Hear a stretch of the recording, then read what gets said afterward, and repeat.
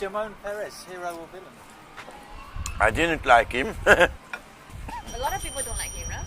Yeah, but it depends, some people don't write him because they consider him to be too leftist. In my view, it's exactly the opposite. I don't like him because he was a war criminal. There's a debate now, very interesting, because you know the joint list, you know the terms, the joint list, you heard about it? Up till the last elections, about 16 months ago, the qualifying threshold in order to get into the Knesset was 1.5%, okay, which is low.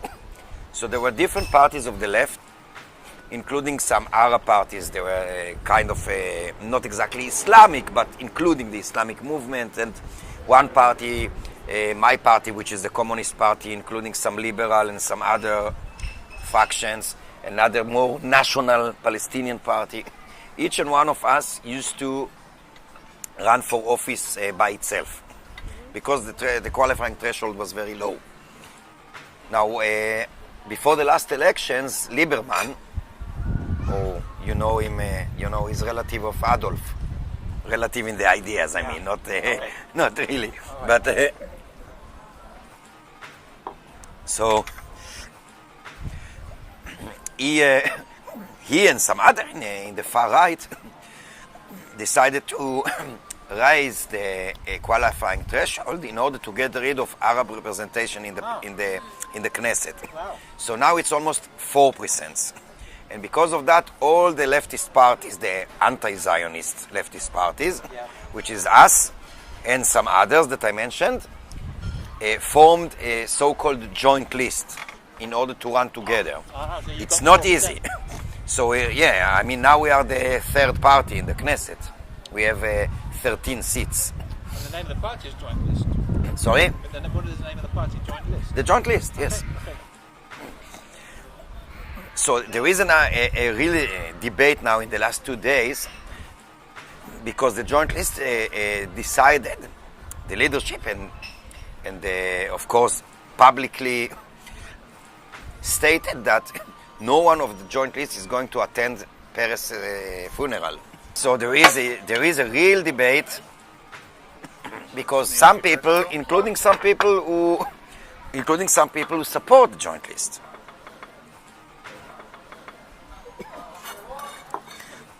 they say it was a mistake, that it's not good, that it's not only shameful, but it's one person even wrote on the Facebook that he will never vote for the joint list, and he added a photo of a torn, note of the joint list, And some other people, including myself, argue that it is not only reasonable but required not to attend the funeral. Now, in my view, there are many reasons. First of all, people don't remember it, partly because the media and the leaders of the world don't care about it. Peres was the one who actually began privatization in Israel. So if you come from the left, not only as far as the issue of the Palestinians and occupation are concerned, but also economically and socially speaking, he was a very rightist. Yeah. It doesn't matter that he was a leader in the past and a member of the so-called Labour Party. The Israeli Labour Party is a central rightist party. Yeah. Not only because it's Zionist, which in my view is by definition rightist, but economically speaking as well. It's something like Tony Blair,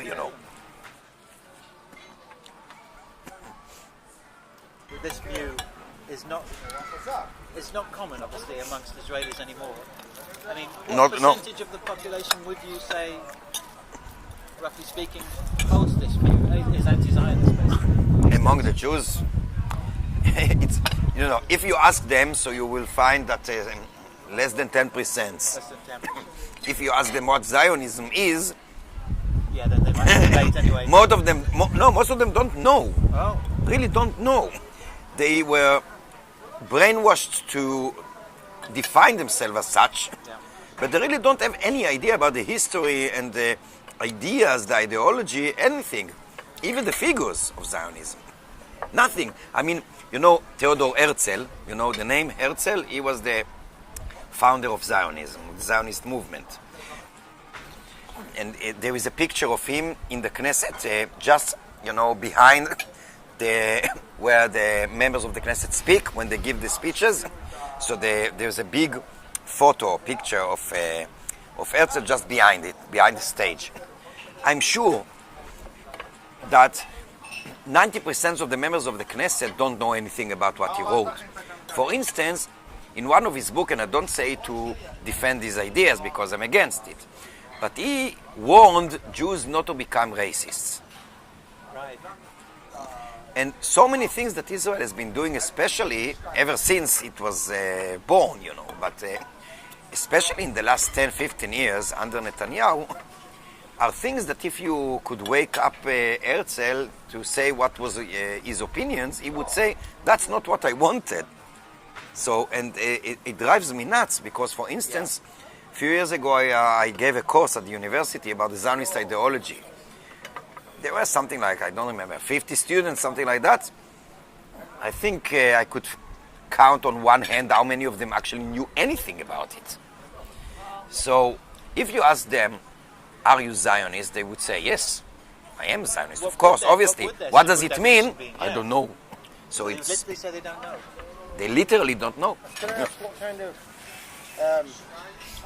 pressure do you have upon you? I mean, can you kind of say pretty much what you want, express what you want, or do you feel like people are watching you? Have you ever been threatened? Like, what's life like? Look, I have been threatened a few times. I don't know if you followed, but last December there was a row in Israel, even a discussion about me personally at the Knesset, because I called the Minister of Justice filthy neo-Nazi. Yeah. I don't know if you saw that. That's what attracted us to you. Right, okay. So there was but I must say that until now, at least, the university was okay. Right. The university said that as long as our professors don't say such things in class, it's their private business. We wouldn't get involved. Oh wow. That's So that's okay. That's pretty good. For how long, I don't know, because you know that the Minister of Education is even worse. Yeah. Really? Is the fascist, and a racist. Is a disgusting figure. So, as Dave was asking, so do you feel that you're marginalised these days? Politically, of course, yes, and as if we're talking not about me personally, but about my political affiliations. So definitely, I mean, that's the reason that I supported my party not going to the funeral today. Because on the one hand, there is a systematic marginalization, systematic discrimination, and on the other hand, you expect us to come to the funeral of this guy who is partly responsible for this marginalization and discrimination. Go fuck yourself. It's the very expectation is so hypocritical.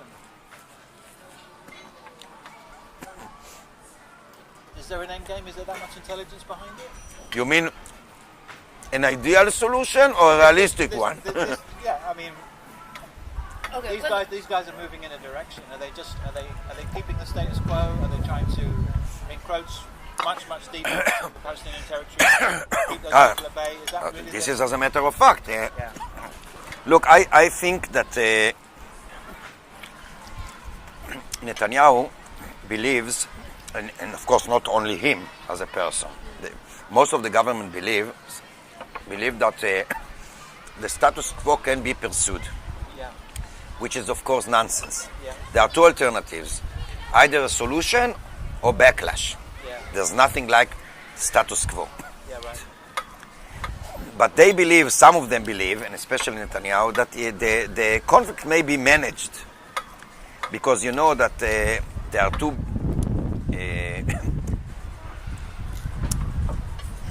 rooted concepts in regard to conflicts anywhere. One says a conflict can be and must be solved. The other says a conflict can and must be conducted or managed. Yeah. Now they believe that the conflict can be managed instead of being solved. Yeah. And the rhetoric of we want peace and two states, blah, blah, blah, it is as it is. It's only rhetoric. Okay. Right. Nothing beyond. Right. Okay. But But they're even, I mean, Yes. he'll even come into the UN and blather on about that. Right? I think that for now, unfortunately, and by the way, you can see it if you follow the English politics. I follow what's going on within the Labour Party. This is disgusting. Yeah, really. Because I personally, for instance, I really like James Corbyn. I think he's the right guy. But he is persecuted within the party by some Tony Blair's people, especially. Yeah. Tony Blair knows everything, you know. He actually manages everything behind the scene. Yeah. And they accuse him, you know, in anti-Semitism and things like that. Yeah, and you know, I came late today because I had to go to my doctor, and so because of that, now my doctor is English, religious, and we were talking. I was the last patient for Friday, so we were talking a bit, and he said I don't like Corbyn. He's an anti-Semite, and I tried to tell him, look, this is nonsense. Yeah, really? This is simply bullshit, and. By the way, not just because Corbyn says so, because he proved that in his deeds, not in his words. Exactly. But and that's a problem. You cannot. Israel has been, and Peres before. Peres was the worst in that sense. They manipulated any criticism of Israel as being anti-Semite. And that, and you know, once you begin with this kind of discourse, you cannot go anywhere. It blocks any kind of thinking, but furthermore, it blocks any way of criticizing. What's that? Israel is beyond criticism. Yeah, exactly. You followed what happened in Berkeley University, California, really 2 weeks ago. Yeah, incredible. It's unbelievable. Missed it. What was that? There was a course on an analysis of Palestinian issue, and the president of the university prohibited the existence of the course because it was critical of Israel. Eventually, he had to agree. But this is crazy, and it goes all over the place. Yeah. Now, by the way, they are so a part of being villains. Apart from that, they are so stupid because this fuels anti-Semitism. Yeah. It doesn't block anti-Semitism. Yeah, right. They have the other way around. In the Communist Party where I member, now there aren't many because for biological reasons they perish. There were many, I'm talking about hundreds, of Holocaust survivors were anti-Zionists. Even here, you know, they were members of the Communist Party. The founder of the Greek Communist Party was a Jewish person from Saloniki, was a partisan, he was an Auschwitz survivor, you know, and same in so many places, you know. But here, the problem is that Zionism succeeded in taking monopoly in Israel. That's the problem. But it's even worse because it seems that it took monopoly not only in Israel, but in so many other places. And if I give you an example, I told you before that I went to Uruguay last year.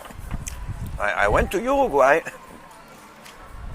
to give some lectures at the university there. And a local radio station invited me for a discussion to 1 hour solo. Very nice. Yeah, discussion, you know, about the situation in the Middle East, Israel, etc., etc. And during the broadcast, there were many telephones of local Jews who protested my view. Yeah, I bet. And they couldn't stand any criticism of Israel, which is even now I think it's not as it used to be, but even with my parents are not rightists, you know. They vote for Meretz, you know Meretz? Meretz is a so-called Zionist leftist. In my view, there's nothing like that. It's oxymoron. These are the most difficult to persuade in a way because they believe that they're the good guys. Well, we're not like we're not like the Liquid Party. We're actually like the nice guys. So that's what I meant before. Something that I wrote on the Facebook on my wall is that because of this debate. It's part of the debate whether the joint list, the representatives, members of the Knesset, the leaders, public figures, had to go or had not to the funeral. Now, my reaction was as follows, and I mention it because I think it summarizes quite in few words, what is the opinion that I personally believe should be adopted. Martin Luther King said once that about the black struggle in the United States, he said, we do not want to be integrated out of power, we want to be integrated into power. Now, I think that's the whole story, because people expect the leaders of the Palestinian national minority in Israel to come to this funeral as if they were integrated out of power. Yeah, right. And I think that once they said we won't come, they actually said, in other words, we are not coming until we are integrated into power. And that's the whole issue, because they want them to be, we call it in Hebrew, sort of, puppet Arabs, Right, yeah. Right. Yeah, right. The puppy Arabs. That's never going to happen because there's too much shit's gone down, right? It's politics. It's a result of a struggle. Yeah. There's one example in modern history where a state succeeded or agreed and gave away voluntarily a specific area or territory and rights. In the case, in 1905, Norway was under the rule of Sweden. Once the Norwegians said we want to establish our own state, the Swedish said, okay, that's the only example. Yeah, right. Apart from that, every time it was, it involved struggles. There are some other examples where a controlling state agreed, but under a specific, within or circumstances and with quite harming results. But normally it's a struggle. Of course, the Palestinians will never get anything if they don't struggle for it. Yeah, right.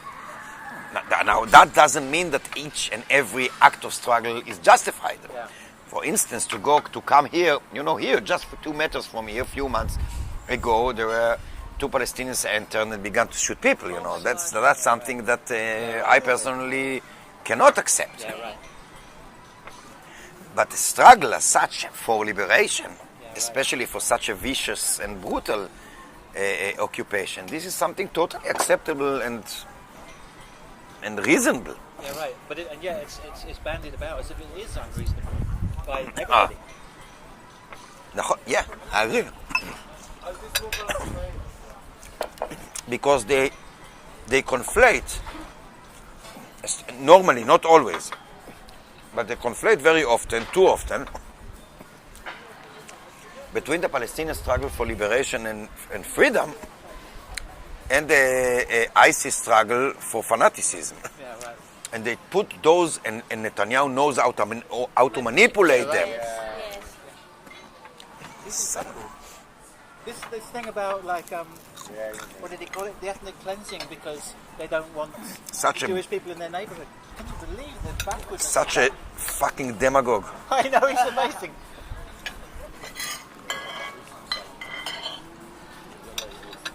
And it's unbelievable because he caused so much damage to the Israeli society, and he's still the most popular figure, political figure. Will he get another term? If he likes that, Yeah. the only one that threats him is Yair Lapid. You know Yair Lapid? We need 10 hours to talk about this moron. He's the leader of a so-called Central Party, but it's central my ass, He's also rightist, but this guy is also so stupid and ignorant. It's unbelievable that now, on the polls, he's leading over Netanyahu.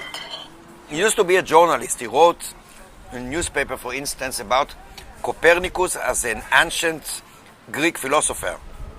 Copernicus, the Polish astronomer. Yeah? Things like that is ignorant and stupid. Wow.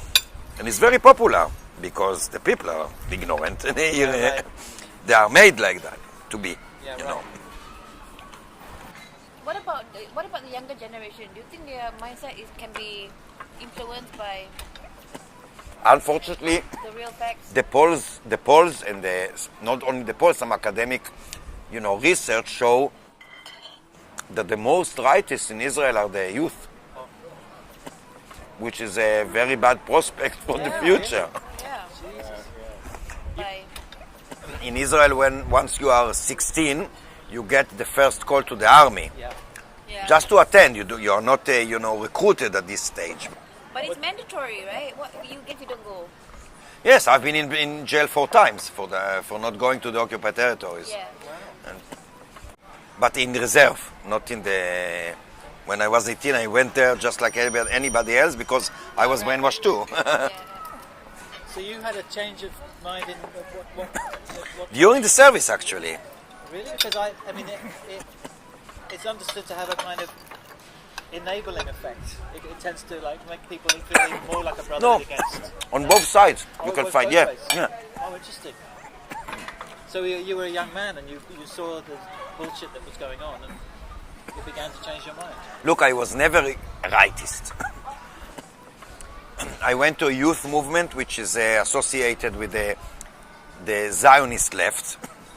And I went to the army. I even was, in the parachuters and things like that. But during the service, I began to think differently. And thereafter, when I went to the university, it fostered, And then once I was called to the reserve to go to the territories, I said no, and then I went to jail, time and time again. And then I went for my studies in England and the United States and in South America. When I came back, there was the second intifada, Yeah, right. And then I said, it doesn't matter if you call me to go to the territories or otherwise, I won't go anywhere. So they just told me, okay, go home. That's it. Okay. Because they understood that, they knew that I already went 4 times to prison, so Yeah. So they realized that there's no way. wasting everybody's time. and resources. Yeah, exactly.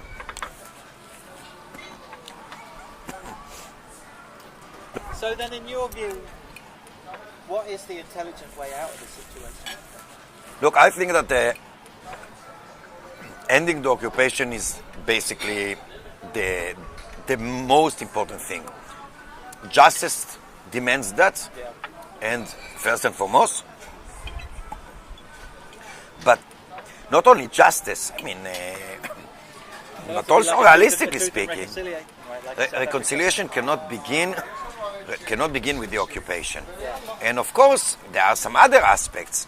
Because when we talk about ending the occupation, it means a one-state solution, two-state solution. I think this is marginal. I think the most important thing is that the occupation ends and all settlements are dissolved, There's nothing like preserving settlements. Yeah, right. This is You think that those people should be removed from those homes? Should be allowed to be occupied by Palestinian people? Or? doesn't matter. I don't know. It may be destroyed. I don't know. For sure, they cannot leave them there because, and this is the demagogy Demagogue. of Netanyahu Yeah. when he's talking about ethnic cleansing and all this rubbish, because those people have been living for 40-something years now, almost 50, on a stolen land.